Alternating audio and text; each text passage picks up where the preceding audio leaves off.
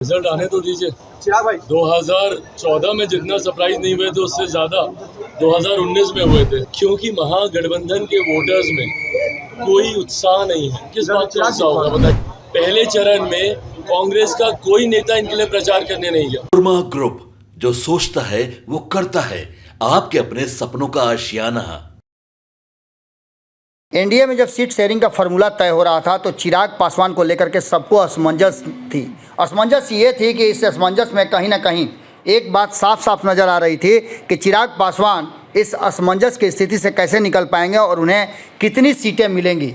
इन सारी समस्याओं का हल निकल गया और चिराग पासवान को 5 सीटें मिली। 5 सीट मिलने के बाद वो काफ़ी कॉन्फिडेंट नज़र आए। उनका कॉन्फिडेंस लेवल इतना हाई था कि उन्होंने, चाहे उम्मीदवारों के चयन की बात हो या अन्य कोई बात, हर बात को कहीं ना कहीं उन्होंने अपने अंदाज में रखा और इसके परिणाम भी देखने को मिले। आपको बता दें कि चिराग पासवान लगातार पहले, दूसरे और तीसरे राउंड में सक्रिय रहे और उन्होंने जीत हार के आंकड़े को बहुत ही बड़ा बताया। उन्होंने कहा कि ये उदासीनता और वोटरों का कम वोटिंग स्टेशन पर पहुंचना और वोटिंग का प्रतिशत गिरना इस बात की तरफ इशारा कर रहा है कि कहीं ना कहीं इसके पीछे की कहानी कुछ अलग है। जो ताज़ा रिपोर्ट है और जो इंटरनल सर्वे कराया गया है उसके आधार पर चिराग पासवान का मानना है कि इस वोटिंग के कम होने का असर कहीं भी एनडीए के किसी भी रिजल्ट पर, किसी भी परिणाम पर नहीं पड़ने वाला है, बल्कि एनडीए इस बार जो बची हुई एक सीट है वो भी अपने झोली में डालेगी।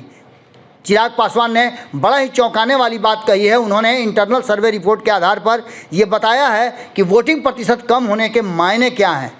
आपको बता दें कि लगातार सर्वे रिपोर्ट आ रहे हैं और भारतीय जनता पार्टी के साथ साथ अलग अलग एजेंसियां अपने हिसाब से सर्वे कर रही है। इस सर्वे रिपोर्ट में जहां एक तरफ आपने देखा होगा कि महागठबंधन के पास खोने के लिए कुछ भी नहीं है, वहीं भारतीय जनता पार्टी और एनडीए के पास बहुत कुछ खोने के लिए है। लेकिन इसके बावजूद भी चिराग पासवान का ये बयान काफ़ी महत्व रखता है।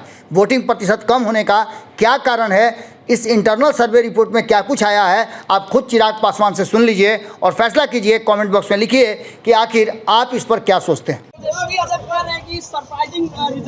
बिल्कुल सरप्राइज होंगे वो। रिजल्ट आने तो दीजिए। चिराग भाई 2014 में जितना सरप्राइज नहीं हुए थे उससे ज़्यादा 2019 में हुए थे और 2024 आते आते तक तो पूरी तरीके से वो सरप्राइज होंगे। परसेंटेज इस बार कम हो रही है। क्यों? क्योंकि महागठबंधन के वोटर्स में कोई उत्साह नहीं है। किस बात का उत्साह होगा बताइए।